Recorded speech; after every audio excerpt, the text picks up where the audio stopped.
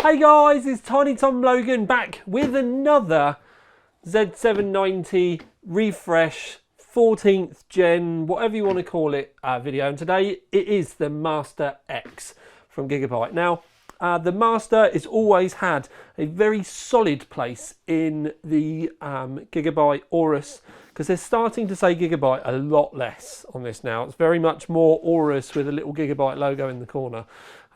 But anyway, it's always had a very, very solid place in the Gigabyte lineup. Now, this board is going to be £599. I have just looked on scan for the price as it is today. There's a lot of similarities between the boards, and we will talk about performance in a bit. But underneath the hood on this one, up underneath those massive heat sinks, and they are beautiful heat sinks, which I will show you around the board properly in a minute. There are 20 plus 1 plus 2 105 amp SPS power phases, and so there's plenty of power available. We will be looking at VRM temps. I'll talk to you about VRM temps. I've done a full suite of tests. I've not long finished it. What I need to do now, quickly off camera, is take it apart so that I can show you around it. But in the box, I am going to say very early on, it's very lacking for a £600 board, I feel. You get a few stickers, and when I say a few, that's it. It's like very, very minimal. You get 2 SATA cables, which are very nice. They're braided, fair play to them. Their high gain antenna for the Wi-Fi 7, single antenna, although it is dual input when it goes onto the board itself.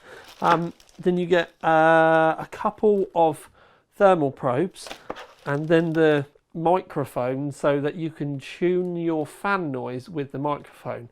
But it's a red and black cable, and it's like, come on, at least make some effort. And then there's no like full manual in there or anything. It's very, very slight. The amount of stuff in the box makes me feel like it's an incredibly much cheaper board. Like, I look at this, and it because I'm old and I've been doing this for a while, it just makes me feel like it's an old £150 board, not a £600 board.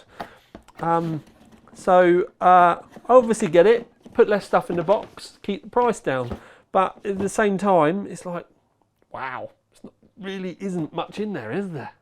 So here we have the board out and ready for us to look at, and I do want to start off with something what I would say is very important but also incredibly simple, but this is something that Gigabyte have just got absolutely nailed, and I can't believe it's not been the other way around yet, and Asus have copied Gigabyte rather than it being the other way around.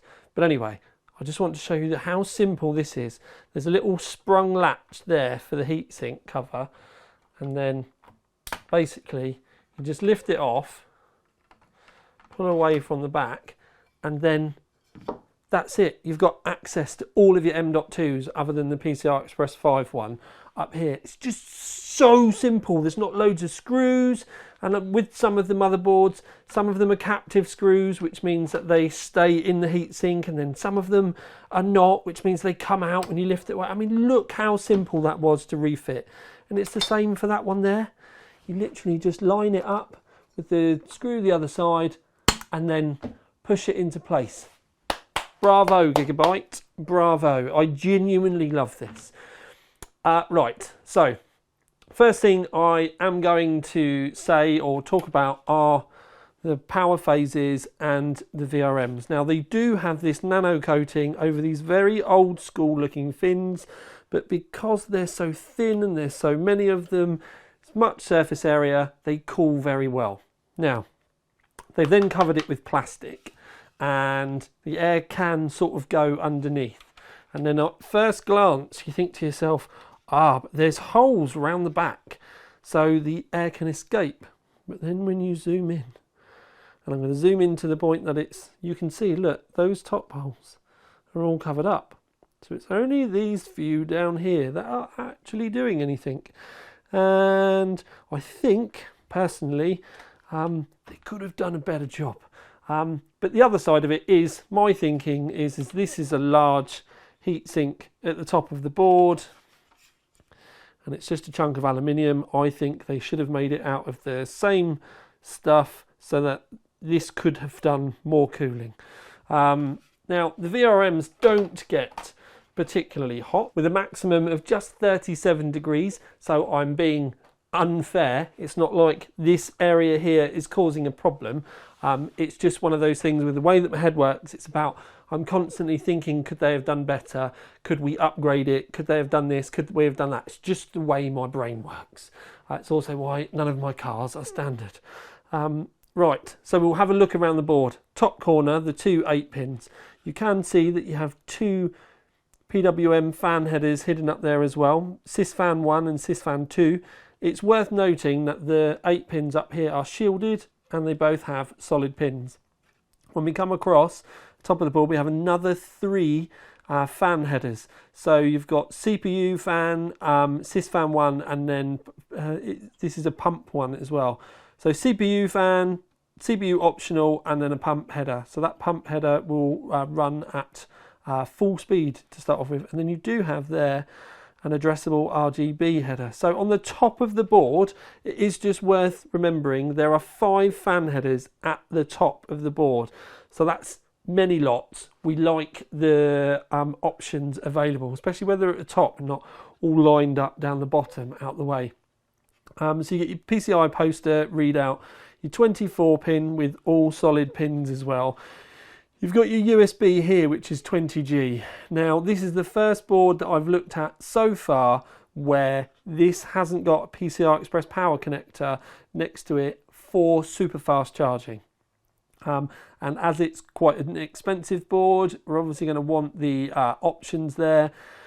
For your front panel, you're just not going to be able to have super fast up to 60 watt charging. You go over further USB 3s further down there, USB 3.2, as you can see in the header. They do have the PCI Express here. Now, inside the header is rubber as well, which I thought was pretty cool. You can see it's a funky PCI Express header compared to the other ones.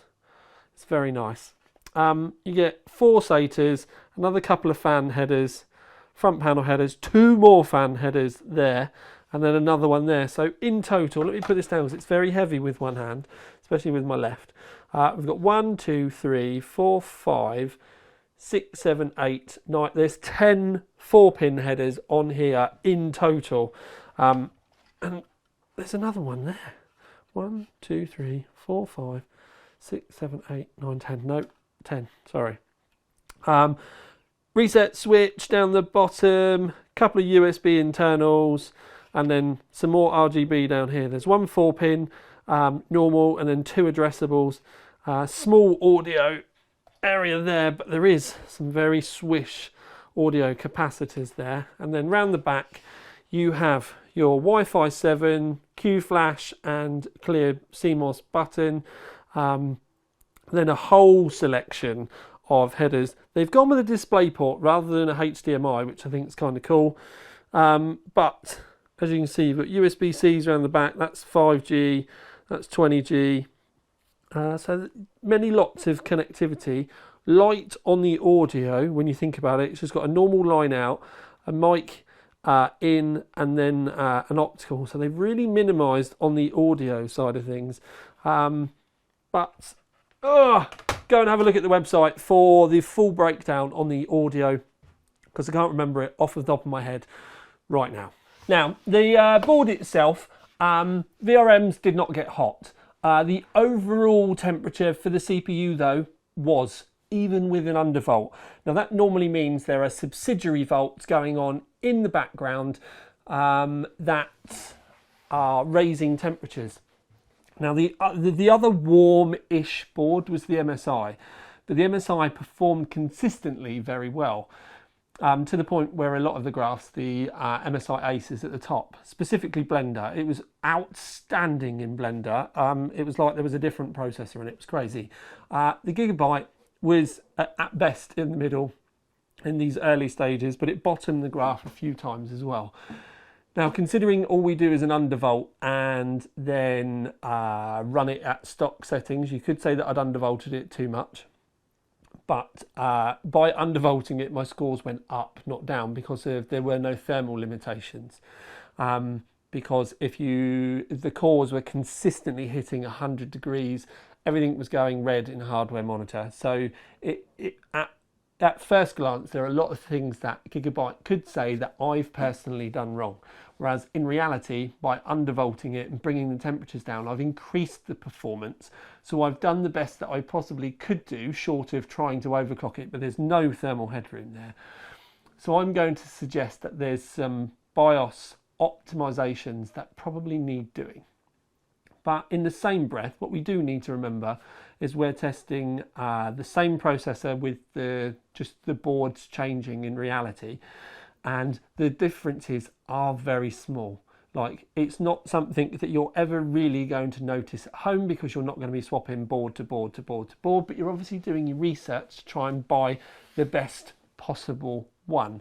And at this £600 price point, there's nothing more that I can say other than it wasn't as consistently performing as I may have hoped.